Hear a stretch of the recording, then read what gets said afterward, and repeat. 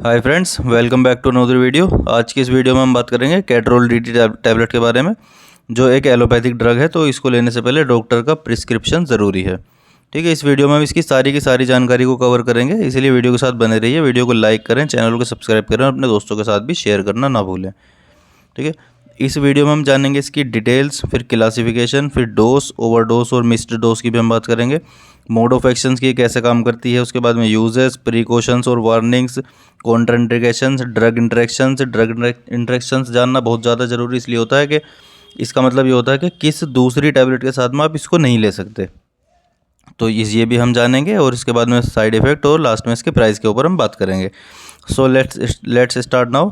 देख लेते हैं इसकी डिटेल्स। फ्रेंड्स, ये एक एलोपैथिक ड्रग है। इसके अंदर कैटरोलेक ट्रोमेथामाइन नाम का साल्ट होता है, जो एक एलोपैथिक मेडिसिन है, यानी कि एलोपैथिक साल्ट होता है ये। ठीक है, ये टैबलेट आपको कैटरोल डीटी ब्रांड नेम से मिलेगी, और बाकी जेनेरिक नाम से भी ये मार्केट में आपको मिल सकती है। ठीक है, इसके क्लासिफिकेशन की यदि हम बात करें तो ये non steroidal anti inflammatory drugs के अंदर आता है, जिसे NSAID बोलते हैं। उस कैटेगरी में ये ड्रग आता है।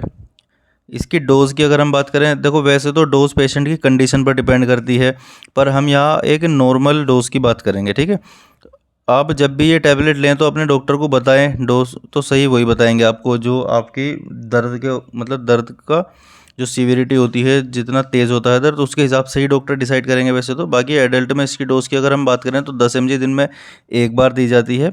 ज़्यादा पेन होने की कंडीशन में 10 mg दिन में 2 बार भी दी जा सकती है, तथा 3 बार भी दी जा सकती है, यानी कि सुबह दोपहर शाम भी दी जा सकती है। ठीक है, दर्द की सीवियरिटी ज़्यादा होने पर या बहुत ज़्यादा सीवियर पेन हो रहा है किसी को, तो ये 10 mg दिन में 4 बार तक भी दी जा सकती है, 4 से 6 घंटे के गैप से।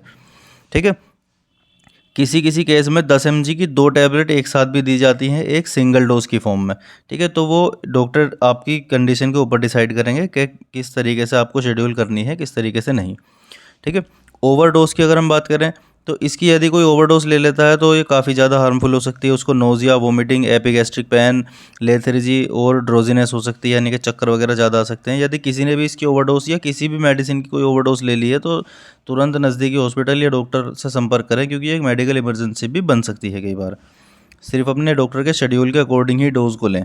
ठीक है, मिस्ड डोज की अगर हम बात करें, वैसे तो कोशिश करें कि अपने डॉक्टर के प्रिस्क्रिप्शन के अकॉर्डिंग ही टैबलेट को लेते रहें।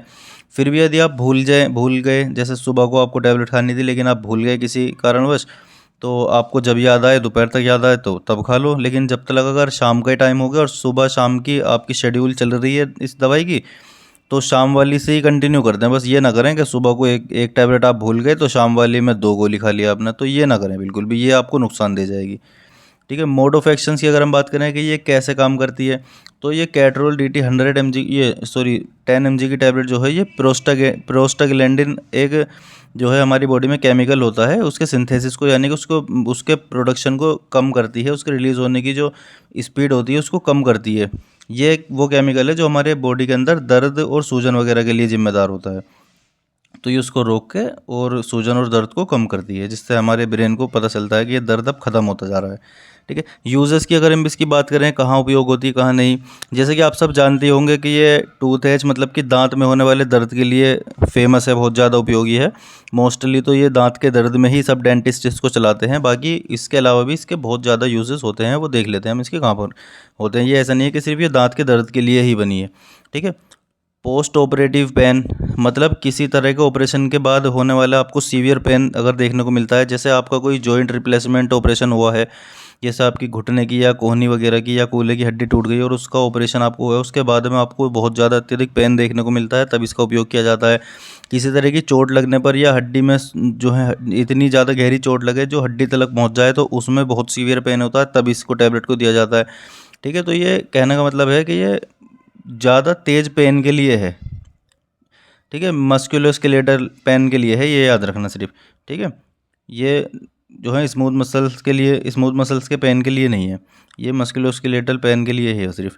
जहाँ हमारी मसल्स हड्डी से जुड़ती हैं, मतलब कि जहाँ हमारी बोन जो होती हैं और हमारा मसल्स जो होती हैं वो जिस जगह पर जुड़ती हैं, उन पेन के लिए खास तौर पे इसका उपयोग किया जाता है। जैसे घुटने के लिगामेंट, शोल्डर और रीढ़ की हड्डी में होने वाला पेन, टखने का दर्द वगैरह, कोहनी का दर्द या सर्वाइकल का दर्द इत्यादि, वहाँ पे इसका जो है उपयोग किया जाता है। बहुत ज़्यादा लाभकारी होती है ये मेडिसिन। ठीक है, ये थे इसके यूजेस। जान लेते हैं इसकी प्रिकॉशंस और वार्निंग्स, कब लेनी है कब नहीं लेनी। अगर हम प्रेगनेंसी की बात करें तो प्रेगनेंसी के दौरान कैट्रोल डीटी टैबलेट को आपको उपयोग नहीं करना है। ठीक है, या जो महिलाएं गर्भधारण करने में कठिनाई है, जिनको मतलब कंसीव नहीं हो पाता है, तो वो इसका उपयोग ना करें। जो बांझपन का इलाज करा रही हैं वो इसका उपयोग ना करें। ठीक है, इसी तरह ब्रेस्ट फीडिंग में अगर हम बात करें, यदि आप बेबी को दूध पिलाने वाली महिला हैं तो इस दवा को लेते समय सावधानी बरतें। यदि आपको कोई भी बच्चे के अंदर ऐसी एक्टिविटी दिखती है कि उसे लूज मोशन या डायरिया वगैरह की कोई शिकायत देखने को मिल रही है, या वो वोमिटिंग कर रहा है बार बार, तो अपने डॉक्टर को तुरंत सूचित कर दें आप फिर। ठीक है, ड्राइविंग की अगर हम बात करें तो कैट्रोल टैबलेट आपको लेने से सुस्त या थका हुआ महसूस करा सकती है। ठीक है, तो गाड़ी चलाने या ऐसी गतिविधि जिसमें आपको सावधान रहने की ज़रूरत होती है, तो आप उसको सुनिश्चित करें अपने आप को कि आप इसके कैपेबल अभी महसूस कर रहे हैं या नहीं। यदि आपको नींद और चक्कर, हल्के सिर दर्द वगैरह महसूस हो रहा है, तो हमारा मशवरा यही रहेगा कि आप गाड़ी वगैरह चलाने से या कोई ऐसी मशीन चलाने से सावधानी बरतें, एहतियात करें कि आप जब रिकवर हो जाएं तो तभी इसका उपयोग करें, ड्राइविंग वगैरह या मशीन कोई भी। एल्कोहल में देख लेते हैं, इस दवा को लेते समय शराब का सेवन करने से ज़्यादा ही बचें बिल्कुल, क्योंकि इससे ब्लीडिंग और पेट में अल्सर वगैरह के जैसे जो है ना दुष्प्रभाव का खतरा ज़्यादा बढ़ जाता है। इसके कॉन्ट्राइंडिकेशंस देख लेते हैं। अगर आपको कैट्रोलिक या किसी भी दवा, इसके किसी भी इंग्रेडिएंट से एलर्जी है तो आपको इसको बिल्कुल भी नहीं लेनी है। अगर आपको पेट या आंतों में ब्लीडिंग या अल्सर वगैरह है तब इसको नहीं लेनी है। यदि आपको किडनी संबंधित समस्या है तब नहीं लेनी है। और अगर आपको दर्द निवारक दवा यानी कि और किसी भी NSAID या जैसे पेन किलर कोई भी होती है, और उससे पेन किलर को लेने के बाद आपको एलर्जी या स्किन इन्फेक्शन वगैरह हो जाती है या अस्थमा की शिकायत बन जाती है, तो आप इसको तब ना लें बिल्कुल भी।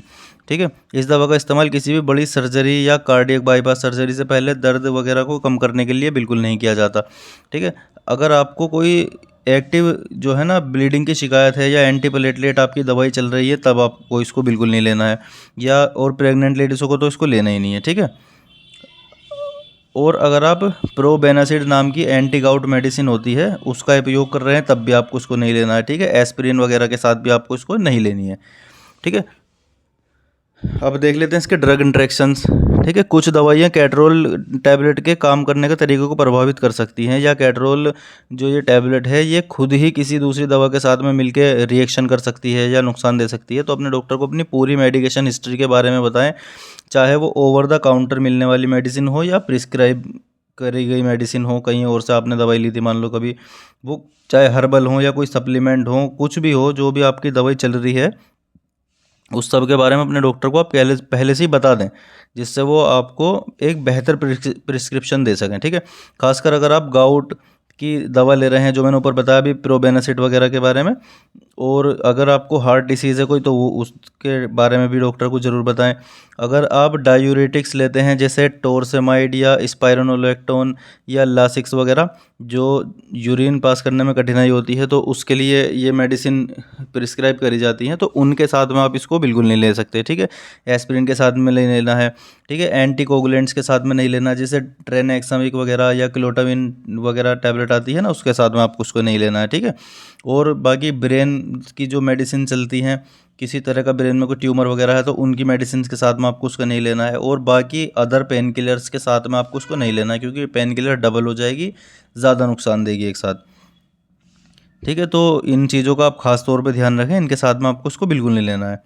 अब जान लेते हैं इसके साइड इफ़ेक्ट। इसके कुछ साइड इफ़ेक्ट नॉर्मल से होते हैं, आपको सर दर्द वगैरह हो सकता है, उल्टी का मन हो सकता है, आपका जो है पेट डिस्कम्फर्ट हो सकता है, और आपको जलन की शिकायत हो सकती है सीने में, चक्कर वगैरह आ सकते हैं, थोड़ी बहुत उल्टी वगैरह हो सकती हैं। इसके कोई खास साइड इफ़ेक्ट नहीं है, लेकिन एक लिमिट में ही इसको लेना चाहिए। लॉन्ग टर्म के यूज़ के लिए ये जो है बेहतर नहीं है बॉडी के लिए।